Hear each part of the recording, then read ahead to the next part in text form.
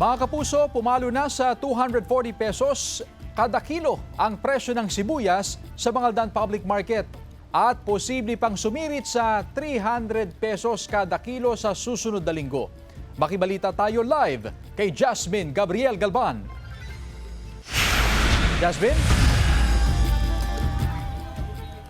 Chris, ilang araw nang mataas ang presyo ng sibuyas sa mga pamilihan sa probinsya ng Pangasinan. Ngayon lamang ay nasa mahigit 80 pesos per kilo nang itinaas sa presyo ng red onions.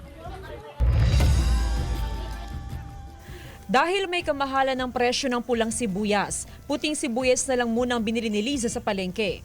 Kumpara sa pulang sibuyas, kahit papaano raw, ay mababang presyo ng white onion. Nakakatakot nga yung presyo mahirap mag-budget. Ilang araw na rin na mataas ang presyo ng pulang sibuyas na ibinibenta sa Bangaldan Public Market. Mula sa dating 140 hanggang 160 pesos per kilo, pumalo na ngayon sa 240 pesos kada kilo. Asahan pa raw na umabot hanggang 300 pesos ang presyo sa susunod na linggo. Ayon sa mga negosyante, halos wala nang mabiling pulang sibuyas sa Bagsakan Market at sa mga cold storage facilities. Tumataas po. May posibilidad, ma'am. Kasi paubos na yung stock natin. Yun lang, baka wala na. Paubos na yung stock natin ng papo. Nangangambang mga mamimili sa patuloy na pagtaas pa sa presyo ng sibuyas. Pero paliwanag ng Samahang Industriya at Agrikultura o SINAG, magiging matatag o stable ang presyo ng sibuyas sa oras na dumating na sa bansa ang mga imported red onions. Inaasahang papasok sa merkadong imported red onions sa Desyembre. Assess namin kung up to when ang stocks.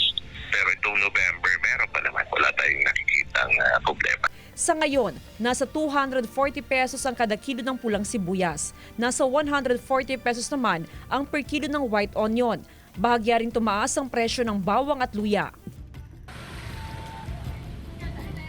Chris, ayon sa SINAG, bago pa maubos ang supply ng pulang sibuyas sa mga cold storage facility, ay inaasahang darating na yung imported na pulang sibuyas. Possible daw na 1 hanggang 2 linggo lang mataas ang presyo ng sibuyas.